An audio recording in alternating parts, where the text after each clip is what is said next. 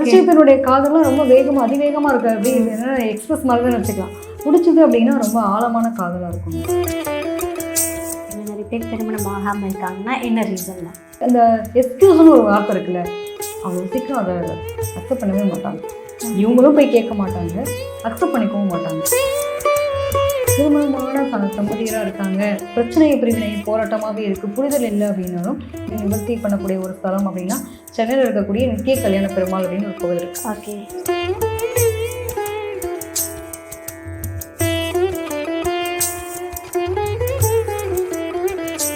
விருச்சிக ராசி என்பர்களா? ஸோ விருச்சிக ராசி என்பவர்களுக்கு திருமணம் அப்படின்றது எப்படி நடைபெறும்? காதல் திருமணமாக இருக்க போகுதா, இல்லைனா அரேஞ்ச் மேரேஜா, இல்லைனா வந்து லவ் வித் ஃபைட்டு தாங்க அப்படின்ற மாதிரி இருக்க போகுதா? நிச்சயமா விருச்சிகம் காலபுருஷத்துக்கு 8ஆம் பாவம் சொல்லக்கூடியது. சந்திரன் நீச்சமாகக்கூடிய ஒரு ராசி, செவ்வாயினுடைய ஆட்சி வீடாக இருக்கக்கூடிய ராசி. இவங்க எப்படி இருப்பாங்க, இவங்களுடைய லவ் எப்படி இருக்கும் அப்படின்னா ரொம்ப வந்து எல்லாம் ஒவ்வொருத்தரும் ஒவ்வொரு மாதிரி இருப்பாங்களே, இவங்களுடைய நிலைப்பாடுகள்லாம் வந்து புரிஞ்சிக்கவே முடியாத மாதிரி இருக்கும். அவ்வளோ அன்பான ஒரு வெளிப்பாடு தான். பார்க்கறதுக்கு தாங்க வேகமாக பேசுவாங்க, ஆனால் எங்கள் வீட்டில் வந்து ரொம்ப சாஃப்ட்டுங்க அப்படின்னு சொல்லுவாங்க இல்லையா, அந்த மாதிரி இவங்களுக்கு வெளிப்படுத்தக்கூடிய நிலை தான் இதுவாக இருக்கும். பட் மனசுக்குள்ள வந்து ஆசை அபிலாசையை வந்து ரொம்ப அதீதமாக இருக்கக்கூடிய ஒருத்தவங்களாகவும் இருப்பாங்க. இவங்களுடைய அன்பினுடைய வெளிப்பாடு எப்படி இருக்கும் அப்படின்னா வேகமாக இருக்கும், துடிப்பாக இருக்கும். அவங்களுக்கு என்னன்னா இவங்களை பொறுத்த வரைக்கும் இவங்களுடைய லவ் அப்படின்னு ஒரு விஷயத்த பிடிக்குது அப்படின்னா ரொம்ப வந்து இது என்ன பண்ணும், அடுத்து என்ன, இது என்ன அப்படின்லாம் யோசிக்கிறதுலாம் கிடையாது. பிடிச்சா பிடிச்சிருக்கு, பிடிக்கலன்னா பிடிக்கல அப்படின்ற மாதிரி டப்புன்னு சொல்கிற ஆளு தான். ஸோ மனசில் எதையும் வச்சுக்க தெரியாது, உள்ளுக்குள்ள ரகசியமும் தங்காது, ரகசியத்தையும் வச்சுக்காது. அதாவது மற்றவங்களுடைய ரகசியத்தை உள்ளே வச்சுப்பாங்க, அது ஒரு விஷயம். இவங்ககிட்ட வந்து எனக்கு ரகசியமாக உள்ளே வச்சுருக்கேன், நான் அவங்களை விரும்புகிறேன், நான் சொல்லாமல் இருக்க போகிறேன் அப்படின்லாம் கிடையாது.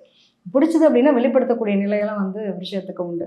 எதையுமே வெளிப்படையாக பேசக்கூடிய தன்மை அப்படிங்கிறது வேகமான காதலாக இருக்கும், துடிப்பான காதலாக இருக்கும். ஆர்வம் அப்படின்றது அதீதமாக, என்னடா இவங்க நேற்று தான் பார்த்தாங்க, இன்றைக்கி தான் ஃபோனை பேசினாங்க, நாளைக்கு தான் கூட்டிகிட்டு இவ்வளோ தூரம் லவ் ப்ரப்போஸ், எப்படா ப்ரப்போஸ், நானும் உங்க கூட தான் இருந்தேன் அப்படின்ற மாதிரி நம்ம ரொம்ப யதார்த்தமாக பார்ப்போம். விஷயத்தினுடைய காதலாம் ரொம்ப வேகமாக அதிவேகமாக இருக்குது அப்படின்னு எக்ஸ்பிரஸ் மாதிரி தான் வச்சுக்கலாம். ஸோ அந்த மாதிரியான ஒரு லவ்வாக தான் இருக்கக்கூடிய ஒரு தன்மை. பிடிச்சது அப்படின்னா ரொம்ப ஆழமான காதலாக இருக்குங்க. என்னன்னா அவங்கள நான் ரொம்ப நம்புகிறேன், அதுக்காக எந்த எஸ்டிமுக்கும் போகிறேன்ற அளவுக்கு ஒரு துணிச்சல் தைரியம் அவங்ககிட்ட. ஸோ ரொம்ப அன்புக்காக ரொம்ப ஏங்கக்கூடியவங்களா இருப்பாங்க. அந்த அன்பினுடைய எங்கள் அம்மா கூட என்னை பேம்பரிங் பண்ணிக்கிற மாட்டாங்க, இவ்வளோ தூரம் பேம்பர் பண்ணலாம், ஆனால் இவ்வளோ தூரம் அந்த பையன் பேம்பர் பண்ணேன். அந்த பொண்ணு வந்து எனக்காக இவ்வளோ தூரம் என்னை விட்டு கொடுத்துச்சு. எனக்கு இவ்வளோ பிரச்சனை வந்தப்போ முன்னாடி நின்று தைரியமாக ஃபேஸ் பண்ணிச்சு. பரவாயில்ல, செய்யாத தப்பு நான் தப்பு தண்டனை எடுத்துக்கின்ற அளவுக்கு நிலைகள் எல்லாத்தையும் கொடுத்துச்சு அப்படின்ற மாதிரியான ஒரு காதல் இருக்கும். ஸோ இவங்களை பொறுத்த வரைக்குமே ரொம்ப சென்சிட்டிவான பர்சன். வெளியில் பார்க்க கிட்டத்தட்ட எப்படின்னா இதுக்கு ஒரு பலாப்பழத்தை சொல்லலாம். பலாப்பழம் வந்து வெளியில் கரடு முரடாக இருக்கும், ஆனால் உள்ளுக்குள்ள வந்து தேன் மாதிரி தித்திக்கக்கூடிய ஒரு சுவை தரக்கூடியது தான் கிட்டத்தட்ட விருச்சிகமும் அப்படிதான். வெளியில் தாங்க பார்க்கறதுக்கு நாங்கள் கரடு, உள்ளுக்குள்ளே போனீங்க அப்படின்னா நீங்கள் எங்களை அவ்வளோ சீக்கிரம் மறக்க, அடுத்து நாங்கள் எப்படா வரும் நீங்கள் காத்திருக்கின்ற அளவுக்கு அனுபவிக்கக்கூடியவங்க. ஏன்னா அந்த சீசனுக்கு தான் வருவாங்க இல்லையா, அது மாதிரி மோஸ்ட் ஆஃப் இவங்களுடைய எண்ணங்களாலேயும் இவங்களுடைய செயல்பாடுகளும் அவ்வளோ சீக்கிரம் மறக்க முடியாது. Okay, super. ஸோ இப்போ விருச்சிக ராசியில் நிறைய பேர் திருமணம் ஆகாமல் இருக்காங்கன்னா என்ன ரீசன் தான்? மோஸ்ட் ஆஃப் இவங்களுக்கு என்னென்னா ரொம்ப வேகமாக இருக்கேன், துடிப்பாக இருக்கணும், கோவத்தால் கடுக்கடுன்னு சில நேரங்களில் வார்த்தைகள் அள்ளி வீசிடுவாங்க. அப்புறமா ஃபீல் பண்ணுவாங்க, ஆனால் அது யாருக்கா தெரிய போட்டா, சண்டைன்னு வந்தால் சட்டக்கிளே தான் செய்யும், ஆனால் சண்டை தான் முதலாடி தெரியும் இல்லையா, அது மாதிரி. ஸோ இவங்களுடைய வீம்பு பிடிசாதுல இப்போ ஒருத்தவங்க வந்து தூக்கி போட்டு போயிட்டாங்கன்னு வச்சுக்கோங்க, லவராக இருக்காங்க, லவ் பண்ணுறவங்க பிரிஞ்சுட்டாங்கன்னு வச்சுக்கோங்களேன், ஏதோ ஒரு கருத்து வேறுபாடு, இந்த பொண்ணை பற்றி தப்பாக அந்த பையன் சொல்லிட்டான்னு வச்சுக்கோங்க, அப்போ யாரோ ஒருத்தவங்களை சொல்லி கேட்குறது நீ நம்புறதுதான், நீ நம்பிட்டல, அப்போ இனிமேல் நான் அவனுக்கிட்ட இருக்கணும்னு அவசியம் கிடையாது, தூக்கி போடணும். ஸோ ஒரு விஷயந்தான் கொஞ்சம் இல்லை, அந்த எக்ஸ்கியூஸ்னு ஒரு வார்த்தை இருக்குல்ல, அவ்வளோ சீக்கிரம் அதை அக்செப்ட் பண்ணவே மாட்டாங்க. இவங்களும் போய் கேட்க மாட்டாங்க, அக்செப்ட் பண்ணிக்கவும் மாட்டாங்க. அதுதான் பெரிய பிரச்சனையாக இருக்கும். எப்பவுமே இயங்கிக்கிட்டே இருக்கும். இவங்களுக்கு சோம்பேத்தனமாக இருக்குங்களா, அதை பிடிக்காது. கரெக்டாக பஞ்சுவாலிட்டியாக இருக்கணும். நான் இப்படி தான், நான் ரூல்ஸ் அண்ட் ரெகுலேஷன் தான், இது பர்ஃபெக்டாக இருக்க முடியுமோ உன்னால, கஷ்டமா அப்படின்ற மாதிரி எடுத்ததே கேள்வி கேட்குறது அங்கே தான் இருக்கும். எனக்கு இப்படி ரேஸ் போடுறது பிடிக்கும், இப்படி ஜாலியாக ஊசுறது பிடிக்கும், நான் மாட்டினா தான் இருப்பேன், பாய் மாதிரி தான் இருப்பேன், நீ வந்து இந்த பவியமா என்னப்பா ஏதுப்பா அப்படின்லாம் நீ என்கிட்ட எக்ஸ்பெக்ட் பண்ணாங்க, இதெல்லாம் எனக்கு சுட்டு போனால் வராது. அப்போ இந்த பையன் வந்து ரொம்ப சென்சிட்டிவான பையனாக இருக்கான் அப்படின்னா ஓகே இது கொண்டு போயிடுன்னு வச்சுக்கோங்களேன், ஆனால் சோம்பேறித்தனமாக இருக்கிறது உங்களுக்கு பிடிக்காது. ஓகே, ஸோ இதெல்லாம் தான் கருத்து வேறுபாடுகளும் பிரச்சனைகள் வர்றதுக்கான வாய்ப்பு இருக்கும். மோஸ்ட் ஆஃப் வந்து என்ன அப்படின்னா இவங்களுக்கு ஒரு மனசில் ஒரு விஷயம் நினைச்சா உடனே நடத்தணும்னு எதிர்பார்ப்பாங்க. ஓகே, அதை புரிஞ்சுக்கக்கூடிய ஆளாக அவங்க இருக்கணும், அவ்வளோதான்.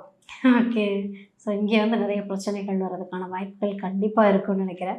ஸோ இப்போ இதனால் நிறைய வந்து விருச்சிக ராசி என்பவர்கள் திருமணம் ஆகாமல் இருக்காங்க, திருமண தடை ஏற்பட்டிருக்கு அப்படின்னா எந்த கோவிலுக்கு போயிட்டு வந்தால் திருமணம் கைகூடும்? நிச்சயமா. இவங்கள பொறுத்தவரைக்கும் பார்த்தீங்கன்னா, திருமணத்த தடை வரதுக்கான காரணம் நெறைய விஷயங்கள் சொன்னோம். கிட்டத்தட்ட இந்த திருமண தடையில இருக்கிறதும் சரி, கணவன் மனைவி உறவுல பிரச்சனைகள் வர்றதுக்கும் சரி, இதுக்கெல்லாம் வந்து தடை நிவர்த்தி பண்ணக்கூடிய ஒரு ஸ்தலம் அப்டின்னா, சென்னையில இருக்கக்கூடிய நித்திய கல்யாண பெருமாள் அப்டின்னு ஒரு கோவில் இருக்கு. ஓகே. ஸோ முடிஞ்ச அளவுக்கு இந்த நித்திய கல்யாண பெருமாள போய் ஒரு குறிப்பிட்ட நாட்கள் இவங்க போய் வழிபாடு பண்றது ரொம்ப சிறப்பு. திருமணமான தம்பதியரா இருக்காங்க, பிரச்சனை பிரிவினை போராட்டமாவே இருக்கு, புரிதல் இல்ல அப்டின்னாலும், இந்த இடத்துக்கு போயிட்டு வந்தா நிச்சயமா ஒரு மாற்றங்கள் அப்டிங்கிறத பார்க்கலாம். வாவ்! சூப்பர்ங்க. ஸோ விருச்சிக ராசி என்பர்களுக்கு வந்து எங்கேயுமே போக வேண்டாம். சென்னையில இருக்கிறவங்களுக்குன்னா ரொம்ப பெருமாள் ஃபேவரா ஆயிடும் இல்லையா? நித்திய கண்டிப்பா பெருமாள். பெருமாள் தாயார் மாரி ஒரு வழிபாடு வந்து கண்டிப்பா. இவங்களுக்கு வந்து ஒரு பிரசித்தி பெற்ற நிலை குடுக்குறது வேற எதுவுமே கிடையாது. ஸோ சென்னையில இருக்கீங்க அப்படின்னா, கண்டிப்பாக திருமணம் ஆகலை அப்படின்னா, நித்திய பெருமாள் கோயிலுக்கு போயிட்டு பலன் பெறீங்க அப்படின்னா, கண்டிப்பாக கமெண்ட்ல சொல்லுங்கள். சுபம். ஸோ இந்த 12 ராசி அன்பர்களுக்குமே வந்து திருமணத்தில் ஏற்படக்கூடிய தாமதம் எதுக்காக? ஸோ ஒவ்வொரு ராசி நேயர்களுமே எப்படிலாம் திருமணம் பண்ணியிருப்பாங்க, எப்படி திருமணம் பண்ணுவாங்க அப்படின்றது சார்ந்த நிறைய விஷயங்களை பேச போகிறோம். ஸோ தொடர்ந்து பேசலாம் மேம். நீங்க சொன்ன மாரி இந்த காலகட்டத்தில காதல் இல்லன்னா எதுவுமே இல்லன்ற மாரி. உண்மையிலே இங்க அன்பு தாங்க இங்க எல்லாமே. உண்மை அதுதான். ஏன்னா ஒருத்தர் மேல ஒருத்தர் வச்சிருக்கக்கூடிய அன்பினுடைய வெளிப்பாடு தான் இங்க காதல் அப்படிங்கிறது பிரதிபலிக்கக்கூடிய நிலையா இருக்கு. அது குழந்தை மேல அம்மா வச்சிருக்கக்கூடிய காதலா இருந்தாலும் சரி, நம்ம அதுவும் பார்த்தீங்க அப்படின்னா, இந்த குடும்பம் சார்ந்த விஷயம் இன்னைக்கு நான் நெறைய பார்க்குற விஷயம் என்ன அப்படின்னா, ஒ அதாவது ஒரு டீனேஜ்ல லவ் வர்றது ஓகேங்க.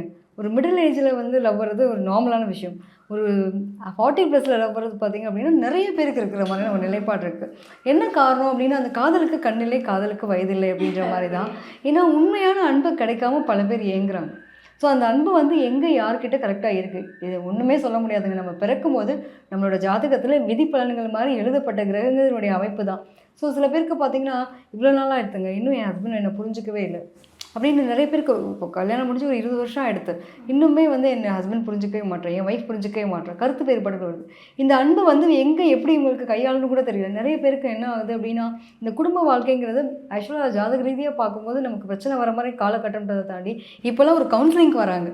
மேம் எனக்கு இந்த மாதிரி பிரச்சனை இருக்கு, நான் எப்படி இதை ஃபேஸ் பண்ணணும், எனக்கு இது வந்து தப்பாக போகிற மாதிரி இருக்குது, இது எப்படி சரி பண்ணிக்கலாம், ஏன் இந்த இந்த அன்பு கிடைக்காம நான் எங்கேயும் தடுமாறேனா அப்படின்னு நிறைய வந்து பார்த்தீங்க அப்படின்னா குடும்பம் ரீதியாக இருக்கவங்க இந்த 40+ 35+க்கு மேலே வரவங்கலாம் பார்த்தீங்க அப்படின்னா கவுன்சிலிங் எடுக்கிறதுக்குனே வராங்க. ஸோ அந்த அளவுக்கு இப்போ வந்து ஒருத்தருக்கு ஒருத்தர் பேசிக்க டைம் இல்லை, ஒருத்தருக்கு ஒருத்தருக்கான ஒரு வெளிப்படுத்துதல் அப்படின்னு ஒரு இருக்கு இல்லையா, அன்பை வெளிப்படுத்துகிறோம். இவங்க மனசுக்குள்ள ஆசையை வச்சுட்டு ஒருத்தருக்கு ஒருத்தர் பேசிக்காமல் நான் அவ்வளோ அன்பாக இருக்கேன், அவங்களுக்காக தான் நான் டெடிக்கேட்டாக அவ்வளோ கஷ்டப்படுறேன் உழைக்கிறேன் அப்படின்னு சொல்கிறதுனால ஏதாவது பிரயோஜனம் இருக்கப்போலாம். ஸோ இங்கே எங்கே பிரச்சனை ஆரம்பிக்குது அப்படின்னு நான் பார்த்த வரைக்கும் நிறைய முழுக்க நான் குடும்பம் சார்ந்த விஷயங்களும் காதல்லையும் எங்கே பிரச்சனை வருதுன்றது தான் இதை வந்து ஒரு ரிசர்ச்சாகவே பண்ணிகிட்ருக்கேன். அப்படி பார்க்கும்போது பார்த்தீங்க அப்படின்னா இங்கே வந்து யாரும் கமிட்மெண்ட்டுக்குள்ளே வர்றதுக்கு தயாராக இல்லை. இன்னொன்று அவங்கவுங்களுக்குன்னு ஒரு சுயமரியாதை இருக்குது, அது நான் என்னோடய இடத்த விட்டு நான் இறங்குறதா அப்படின்ற அந்த ஈகோன்னு சம்மந்தப்பட்ட விஷயத்த வந்து உள்ளே கொண்டு வந்துடுறாங்க. அதுக்கு மேலே பார்த்தீங்க அப்படின்னா இன்றைக்கி காலகட்டத்தில் நிறைய பார்க்குற ஒரு விஷயம் என்னென்னா, அந்த பெற்றோர்கள் வந்து தன்னோட குழந்தைக்கு நிறைய விஷயங்களை அதில் இந்த பேம்பரிங் கேரிங் கொடுத்து என்ன ஆடுறதுன்னா அவங்களுக்கு அவங்களோட வாழ்க்கையை ஃபேஸ் பண்ணுறதுக்கு தயாராக இல்லை, யாருமே தைரியமும் இல்லை. இதை நான் நிறைய பார்க்குறேன். ஸோ இன்றைக்கி இருக்கிற ஒரு சமூகத்தில் வந்து ஒரு ரெஸ்பான்சிபிலிட்டி அப்படிங்கிறதுக்குள்ளேயும் ஒரு இதை வந்து நம்ம எடுத்துகிட்டு போகணுமா அப்படிங்கிற நிலையில தான் இன்றைக்கி நிறைய பேர் இருக்காங்க. ஸோ உண்மையிலேங்க பணம் ஒரு பெரிய விஷயம் கிடையாதுங்க. பணம் வந்து சம்பாதிக்கலாம், வாழ்கிற ஒரு வாழ்க்கையை வந்து என்ஜாய் பண்ணி வாழலாம். பட் நமக்கு உடம்பு சரியில்லைனா ஒரு வார்த்தை ஆதரவு கொடுக்கறதுக்கு, என்னன்னு கேட்குறதுக்கு, அடுத்த செகண்ட் ஒருத்தவங்களோட உதவி தேவை. அது எல்லாரும் கொடுக்கவும் முடியாது. உங்களுக்கு கூட ஆத்மார்த்தமாக கனெக்டாக இருக்க ஒரு உறவுனால தான் கொடுக்க முடியும். எப்படி வந்து தாய் குழந்தை வந்து ஒரு தொப்புள் கொடி உறவு மாதிரி ஒரு கணவன் மனைவி உறவுன்றதும் சரி, ஒரு காதலில் இருக்கக்கூடிய நிலைப்பாடு தான் அடுத்த கட்டமாக நகர்த்தி கல்யாணத்தை வரைக்கும் கொண்டு போகணுன்னாலும் அந்த அன்பு உண்மையான அன்பாக இருக்கணும். ஸோ இது எல்லாத்தையுமே நீங்கள் அனலைஸ் பண்ணாமல் எதுவுமே பண்ண முடியாது. ஸோ உங்களோட வாழ்க்கையில் காதல், திருமணம் இது ஒரு உறவு அப்படிங்கிறது கண்டிப்பாக வேணும். அது உண்மையான உறவாக தக்க வைக்கிறதும் அந்த உண்மையான உறவாக நீங்கள் நடந்துக்கிறதும் அவங்களுடைய ஜாதக ரீதியான விஷயங்கள். அதுக்கு நம்பிக்கைங்கிறத முதல்ல நம்ம மேலே நம்ம வைக்க தயாராக இருக்கும். எல்லாத்தையும் எதிர்கொள்கிறதுக்கும் நம்ம தயாராக இருக்கணும். சூப்பர்.